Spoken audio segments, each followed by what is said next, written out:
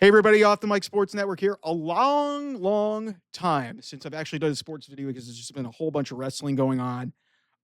So the NFL draft is tomorrow. The Cleveland Browns, my Cleveland Browns, finally we have reached the moment of where the Browns are going to be on the clock at number 2. There's a lot of speculation of where this will go, but seemingly the consensus is that Travis Hunter, the Heisman Trophy winner, cornerback, wide receiver, do everything guy, is going to be the pick by the Cleveland Browns at number 2 because Cam Ward is going to go number 1 in the Tennessee Titans. I've been saying that for a month or so now that they because there's always been this discussion about Shedeur Sanders, and Shedeur Sanders seemingly is losing a lot of steam. Um, so let's talk about Travis Hunter here for a second, and why I am absolutely for this decision. I was for a long time I was on Abdul Carter and bookending it.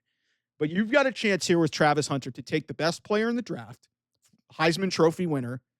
Guy has a lot of star power in him. He's a much better fit culturally, despite having those ties to Deion Sanders, being at Colorado. He's a workhorse. He's got a ton of work ethic. He's playing 100 plus snaps a game. He's the guy's an insane athlete.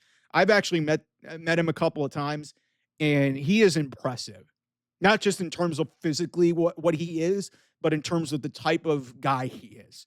And he just seems like a great type of culture individual that can be a leader for an organization that desperately needs, a shift or a cultural, move set, and a push in the right direction.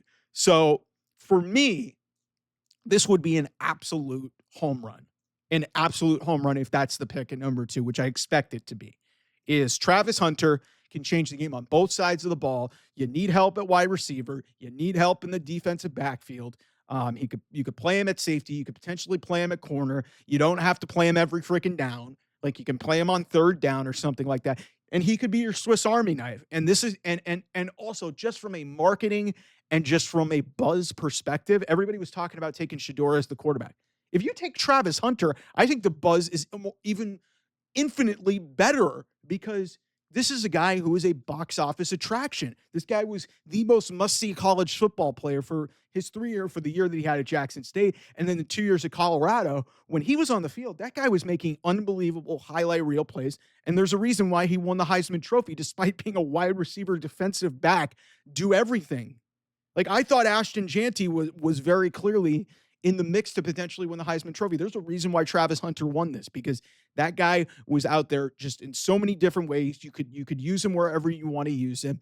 Kevin Stefanski can use him on offense. Jim Schwartz can use him on defense. It's just, to me, when you need help in just about everywhere, when you get a guy who can play both sides of the ball, that's a win. And as much as I loved Abdul Carter and the possibility of pairing him with Myles Garrett, Travis Hunter just makes a ton of sense. And so if that is indeed the pick at number 2, in the first round of the NFL draft, I am absolutely going to be in love with that situation. And to me, that definitely wins over the fans. And I think the one thing that I've really liked from this fan base, some people are still in the Shedeur corner and needing a quarterback, but a lot of people have rallied around this in the last couple of weeks as this has kind of picked up a ton of momentum. Like I said, it's just, for me, there's not a lot of ego to him. Like, he's a team first guy. He works hard. He's a sharp kid. He knows he's just, like I said, when I was doing media day for the Pac-12, this guy came over, gave us 15 minutes of his time, and he was just the most personable, just shot the shit about football. It was incredibly impressive what I saw from this young man a couple years ago when, hey, he had just gotten to Colorado. He just transferred there, had all this hype around him. He was the top recruit in his recruiting class.